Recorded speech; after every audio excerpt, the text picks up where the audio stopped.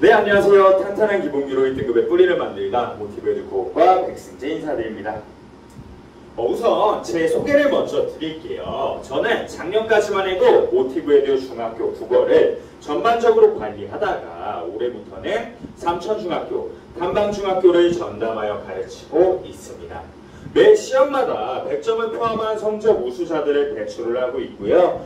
특히 기본기를 강조하는 만큼 중위권과 하위권 친구들이 많이 찾아오고 있는데 그 친구들의 성적 역시 많이 끌어올려주고 있습니다.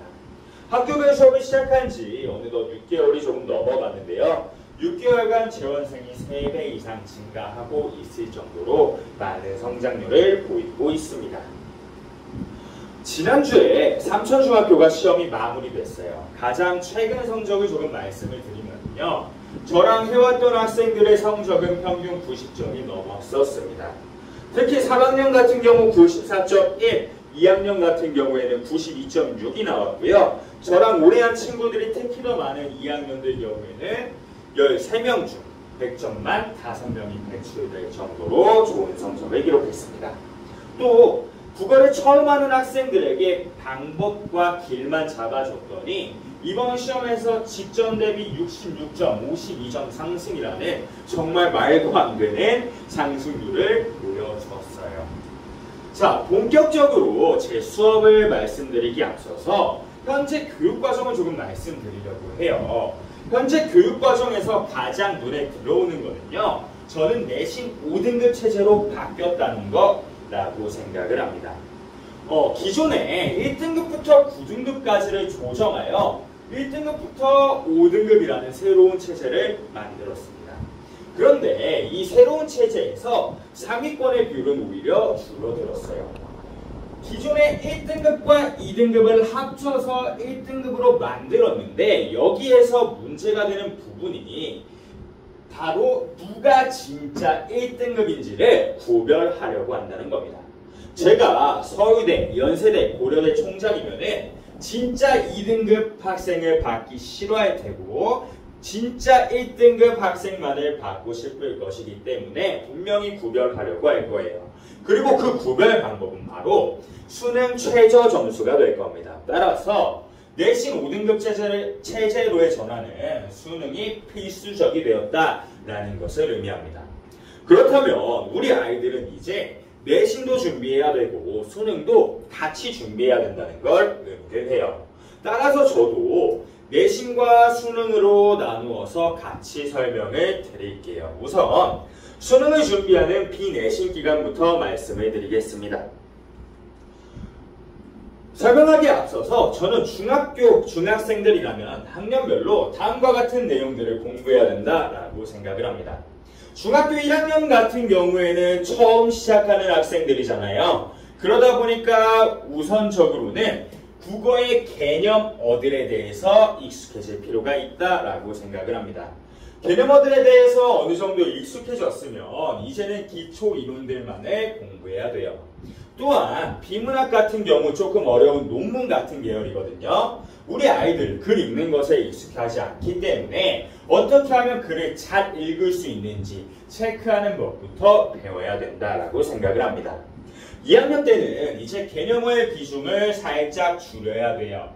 이제 기초 이론들의 바탕으로 심화 이론들을 건드려야 하고 이제는 2학년 말쯤 되면은 고등학교 내용도 조금씩 다룰 필요가 있다라고 생각을 합니다. 중학교 3학년 때 이제 개념어 하면 많이 늦었습니다.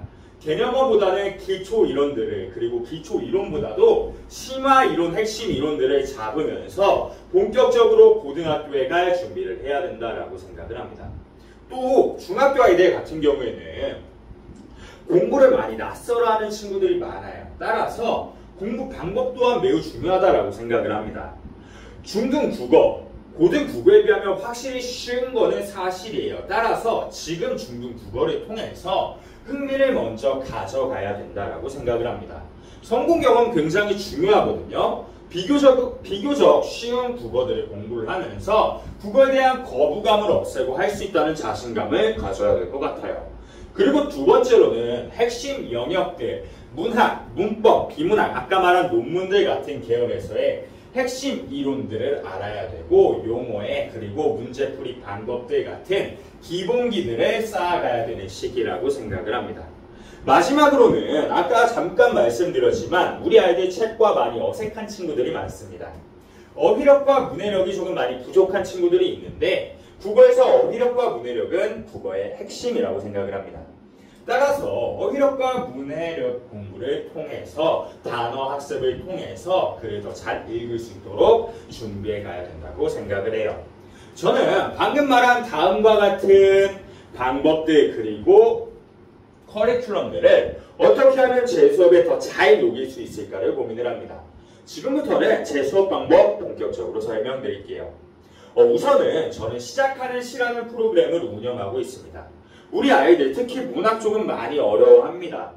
답을 찾으려고 하는데요. 문학은 사실 예술 작품이에요. 예술이다 보니까 정답이 없어요. 그런데 대부분의 아이들은 이 시에는 문학에는 정답이 있다고 착각을 합니다. 그 생각을 깨주고 시라는 게 어렵지 않다는 걸 알려주기 위해서 정말 간단한 시나 심지어는 시와 매우 닮아있는 노래들을 활용해서 눈에 보이는 모든 것들, 예를 들어 주제, 상황, 작가가 하고 싶은 말 혹은 표현법이 보인다면 표현법들까지도 함께 자유롭게 이야기를 나누고 있습니다. 이 과정 속에서 아이들은 시가 어려운 게 아니구나를 느끼고 시를 보는 눈 자체도 확장할 수가 있어요. 두 번째로는 아까 잠깐 키워드로 등장했는데 우리 아이들은 통합형 수능이라는 걸 치르게 됩니다. 통합형 수능이라는 말은 선택 과목이 없다는 뜻이에요. 즉 국어로 따지면은 옛날에는 문법 자신 없으면 안 봐도 괜찮았어요. 그런데 우리 아이들은 문법 꼭 봐야 된다는 겁니다. 다시 말해 문학, 독서, 다른 말로 비문학 그리고 문법까지 국어 전반에 대한 지식을 전부 다 갖추고 있어야 된다고 얘기 드리고 싶습니다. 현재 많은 학원들이 문학, 비문학, 그리고 문법을 시기를 나누어서 진행을 하고 있어요. 이렇게 하면은 한 과목에 집중할 수 있기 때문에 해당 부분에 대한 성적은 빨리 오를 수 있습니다. 다만 아이들이 다른 부분에 나갈 때 배웠던 걸 까먹어요. 한 번 더 말씀드리면요. 문학 나갈 때 비문학 까먹고요. 비문학 나갈 때 문법 까먹고요. 문법 나갈 때 문학 까먹습니다. 즉 배운 건 많은데 남아있는 건 별로 없다는 거예요. 따라서 조금 느릴지언정 천천히 시간에 나누어서 저희가 한 차시가 3시간으로 이루어져 있거든요. 그걸 1시간씩 쪼개서 문학, 독서, 문법을 전부 같이 나가고 있습니다. 비록 느릴지언정 흔들리지 않고 까먹지 않게 배운 내용들을 전부 기억할 수 있도록 수업하고 있습니다. 세 번째로는요. 말씀드리기에 앞서서 제가 탐방중학교 이번 시험 범위를 가지고 왔어요. 아직 일주일 정도 남았는데 이번 시험에서는요. 추가 시조 5편이 나온다라고 이미 공지를 한 상태예요. 이걸 보여드리는 이유는 최근 들어서 중학교에서 외부 지문을 시험에 내는 경우가 굉장히 많아졌습니다. 외부 지문, 우리 아이들이 직접 작품을 해석하고 이해하는 능력이 없다면은 이 외부 지문 같은 경우 처음 보는 시들이 많을 것이기 때문에 굉장히 난이도가 높아집니다. 따라서 최근 경향에 맞춰서 제가 모든 작품들을 분석해주고 제시하는 게 아니라 아이들 개개인이 먼저 분석할 수 있도록 글을 이해할 수 있도록 수업을 하고 있습니다. 아이들이 말하는 내용을 확인하고 못 잡은 내용들을 좀 더 구체적으로 이야기하고 있고요. 해당 내용들을 총 정리해서 옆에 보이는 주간지에 저희가 담아주고 있습니다. 마지막으로는 아까 말씀드렸지만 아이들의 어휘력, 문해력 많이 조금 부족한 상태입니다. 따라서 어휘학습을 진행하고 있는데요. 무턱대고 외우는 것이 아니라 앞에 보이는 것처럼 단어와 단어뜻 그리고 예문까지 제공을 하고 있습니다. 아이들은 이걸 참고해서 새로운 예문들을 만들어내면 돼요. 그리고 이 만든 예문들은 저랑 제 조교님들이 전부 다 검토하고 피드백을 해주고 있습니다. 이렇게 학습할 때 단어를 암기하는 게 아니라 이해하게 되고 문장들을 직접 만들어 보기 때문에 아이들의 문해력 역시 많이 올라간다라고 말씀드리고 싶습니다. 이렇게 아이들은 다음과 같은 방법으로 공부를 하게 되는데요. 저희는 전반기와 후반기로 나누어서 수업 스타일이 조금은 다릅니다. 전반기에는 말 그대로 개념적인 부분에 초점을 맞춰서 수업을 진행하고 있고요. 후반기에는 배운 내용들을 복습하고 확인할 수 있도록 작품들 위주의 수업을 진행을 하고 있어요. 또한 배운 내용을 복습하는 것과 더불어 작품을 보는 눈을 키워줄 수 있도록 많은 노력을 하고 있습니다. 자, 이렇게 수능을 위한 비내신 기간의 수업 방식을 말씀드렸는데요. 우리 아이들 수능 준비하는 것만큼 내신에서의 성공을 해보는 것도 정말 중요하다라고 생각을 합니다. 내신 기간 수업 방식, 저 항상 말씀드리는데 항상 성적이 좀 잘 나오고 있어요. 그렇게 만들 수 있었던 방식에는 개별화 교육, 맞춤형 교육을 굉장히 선호하기 때문입니다. 우선적으로는 학교별 자체 교재를 만들어주고 있어요. 학교 자습서 평가 문제집을 참고하고 선생님이 수업했던 것들 그리고 학습지까지 전부 확인해서 자체 교재에 담아주고 있고, 자습서와 평가 문제집이 개념들은 정말 좋지만 문제수가 좀 빈약해요.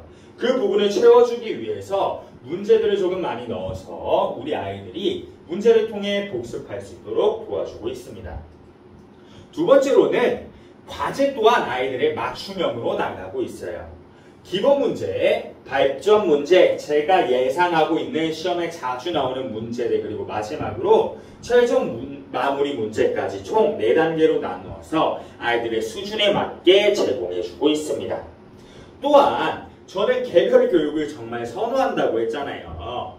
이제 진도가 얼추 다 마무리가 되고 나면은 구두 테스트와 개별 피드백을 진행을 하게 됩니다. 아이들의 시험 범위 속 간단한 개념부터 심화 개념까지 꼼꼼하게 질문을 하고요. 아이가 대답을 하지 못하는 혹은 대답이 빈약한 부분들을 바탕으로 모르는 부분을 찾아서 채워주고 있습니다. 심지어 그 내용을 바탕으로 앞에서 말씀드린 개별 과제를 제공하고 어디를 조금 더 어떻게 공부해라까지 조언해주고 있어요. 그리고 마지막은 제 자랑인데요. 저희 조교팀 진짜 빵빵합니다. 국어교육과 전공자들 그리고 학점 4.0이 넘는 분들만 제가 모시고 있고, 이분들에게도 앞서 보셨던 구두 테스트와 개별 피드백을 받을 수 있고, 또 아이들이 원한다면 혹은 아이들이 조금 부족하다면 얼마든지 클리닉을 무한으로 제공해주고 있습니다. 다음과 같은 방법들로 공부했을 때 맨 처음에 보여드렸던 그런 결과들이 나올 수 있는 것 같아요. 마지막으로는 제가 아이들을 가르치면서 항상 마음에 담고 있는 말씀드리며 끝내도록 하겠습니다. 공부는 할 수 있다는 자신감으로 하는 거고요. 그 자신감은 흔들리지 않는 탄탄한 기본기가 만든다고 생각을 합니다. 탄탄한 기본기를 바탕으로 중학교의 고득점을 넘어서 고등학교 수능 모의고사 1등급까지 갈 수 있도록 모티브에이즈와 저 승재T가 함께하도록 하겠습니다. 감사합니다.